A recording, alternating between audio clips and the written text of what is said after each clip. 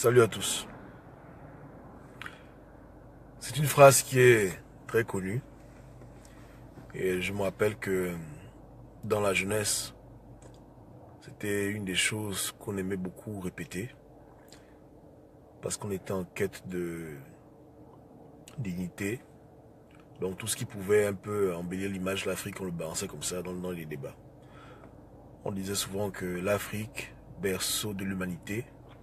Et c'était beau à dire, mais c'est faux. C'est un mensonge. C'est un mensonge. C'est complètement faux. Et le problème, c'est que la phrase, de manière subliminale, est dangereuse pour nous.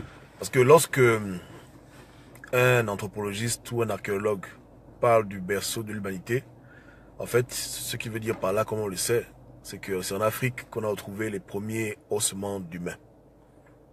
C'est-à-dire que, salut tout le monde, c'est-à-dire que les hommes qui cherchent des objets précieux et des fossiles, c'est en Afrique qu'ils ont déterré le fossile le plus vieux d'après eux. Ok. Bon, mais c'est même pas le problème. Le problème, c'est que lorsque les Africains écoutent cette phrase stupide, ça les rend bébés. Parce que c'est quoi un berceau? Aujourd'hui, c'est quoi un berceau? Un berceau, c'est le petit lit dans lequel tu déposes un bébé. Donc, quand on fait que répéter aux gens que Afrique, berceau de l'humanité, c'est qu'on est en train de vous dire que l'Afrique, c'est le continent des bébés.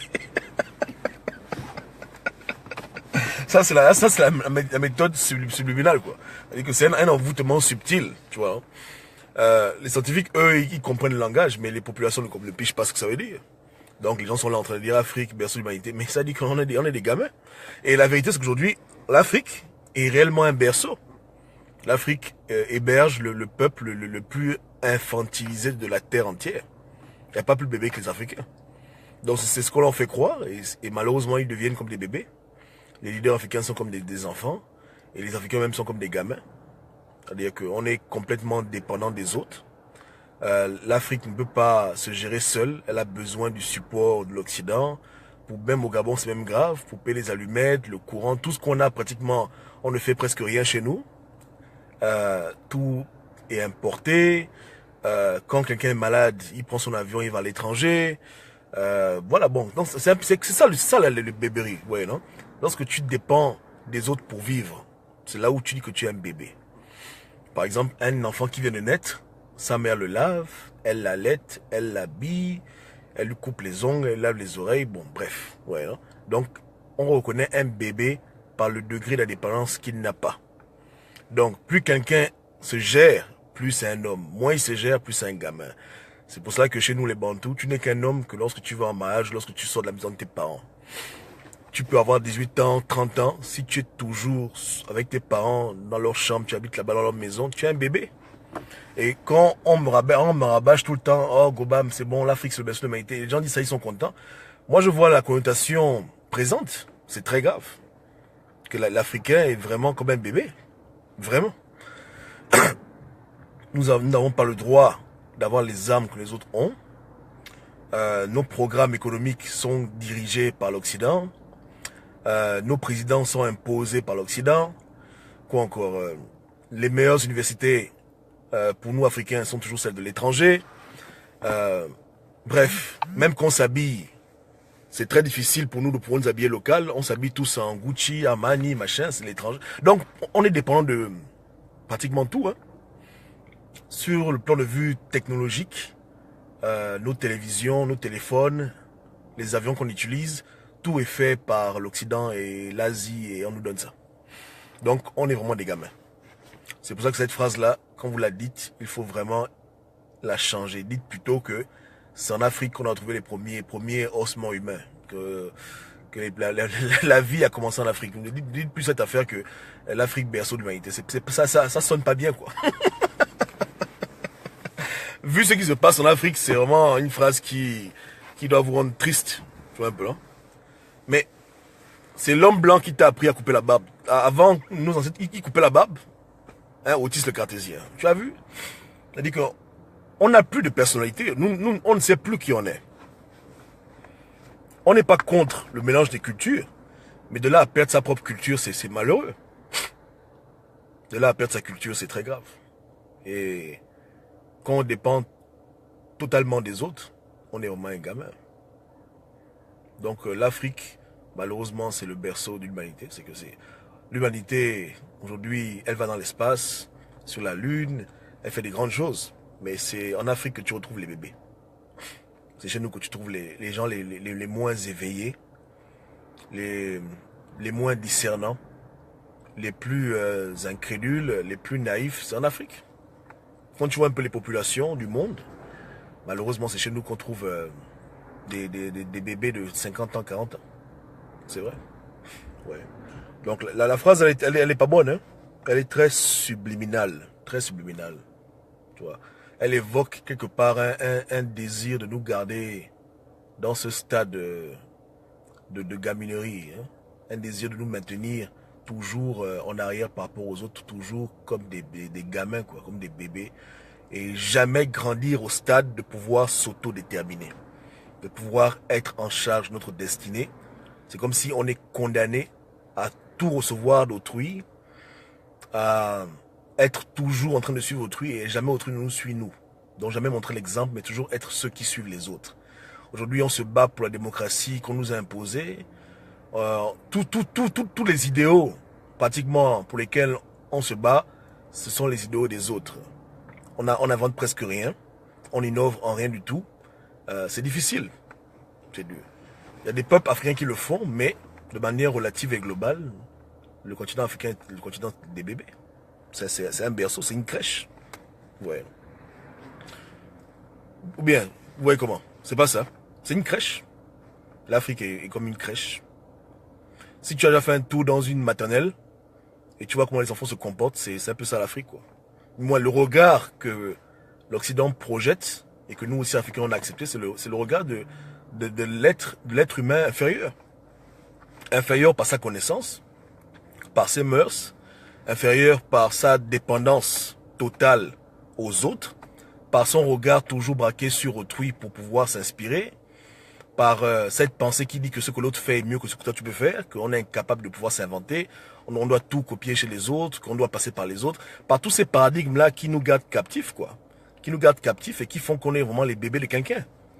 Les bébés de qui? C'est les bébés de l'Occident, les bébés de l'Asie. Hier, les Français nous ont changé les couches. Aujourd'hui, c'est les Chinois qui nous changent les couches. Demain, ce sera qui encore? Les Australiens? Bon, bref. Donc, les gens nous prennent. C'est comme si tu vas chez ta tante les vacances, après tu vas chez ton oncle, machin. Donc on est élevé par beaucoup de personnes, mais nous-mêmes on ne se lève pas nous-mêmes. Nous-mêmes on est seulement là ballottés par le vent et tout, voilà quoi. Tu vois, hein? C'est comme ça. Et quand ces puissances-là vont à gauche, nous aussi on va à gauche. Regardez un peu vous-même au niveau des lois même en Afrique. On copie tout bêtement quoi. Hier, qui pouvait imaginer qu'on pouvait penser à un mariage homosexuel? Mais comme on le fait dans les pays des Blancs, et puisque nous-mêmes n'avons pas de personnalité, n'avons pas de valeur morale nous-mêmes, ou du moins on a peur de les affirmer, on accepte tout. À part que les Gambiens qui ont un peu boudé les Sénégalais, mais le reste là, les Africains centrales, c'est même pas la peine. Camerounais, Gabon, eux tous, ils gobent tout seulement quoi. C'est-à-dire qu'ils ne font aucun tri. Ils acceptent tout de l'Occident et puis ils suivent bêtement, ils suivent bêtement. Quand on leur parle de réchauffement climatique, ils sont contents. On leur parle d'OGM, ils disent ok, tout, ils suivent seulement comme des bébés. C'est ça un enfant. Est-ce qu'un enfant, un bébé, peut te dire que là, maman, je refuse d'aller là-bas? Il est incapable de te dire ce qu'il veut.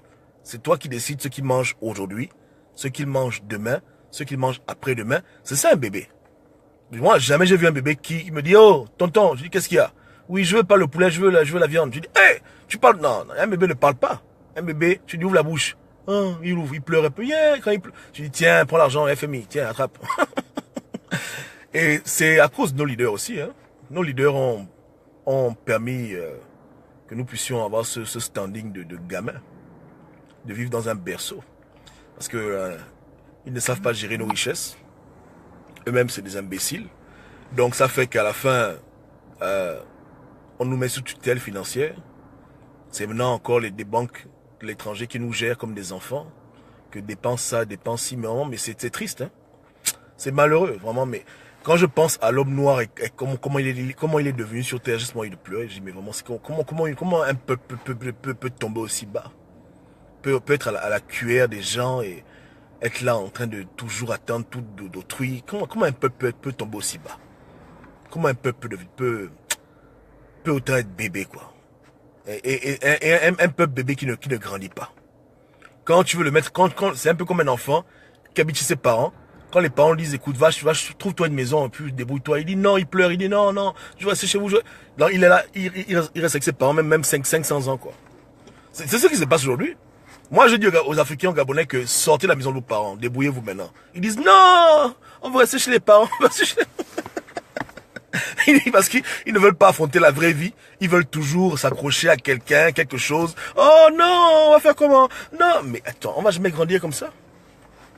On va jamais grandir tant qu'on aura toujours le réflexe des bébés. Petit problème, on appelle les colons.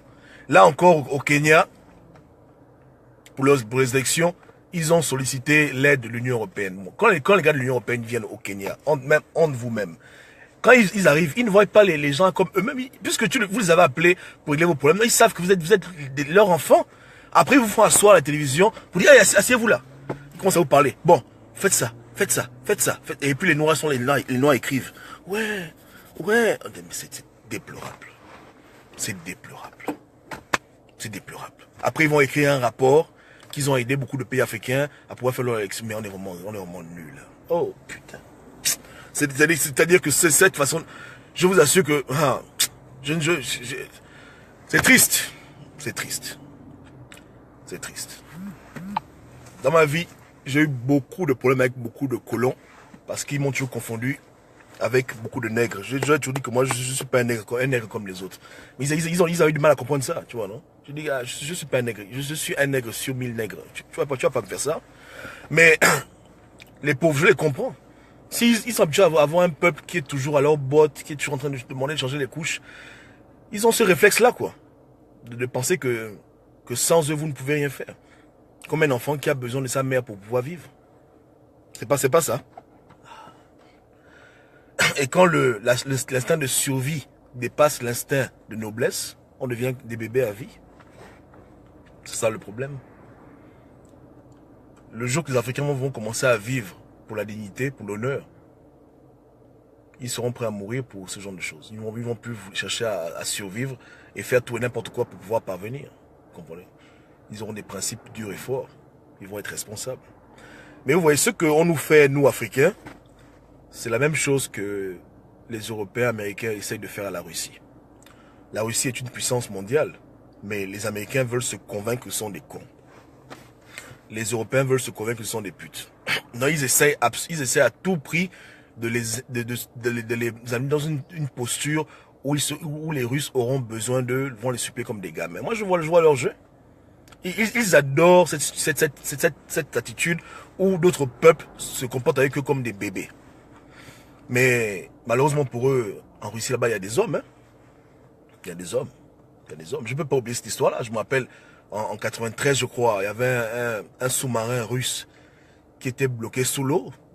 Et il y avait presque 93 soldats dedans. J'ai oublié le nombre de choses, j'ai oublié les détails. Et tous les pays d'Europe disaient, on veut venir vous aider. Les Russes ont dit, barrez. Ne venez pas nous aider. Les Américains ont supplié qu'on va vous aider. Ils ont dit jamais, ne venez pas ici. À la fin, le sous-marin s'est rempli d'eau. Tout l'équipage est mort. La Russie a dit, on n'a rien à foutre.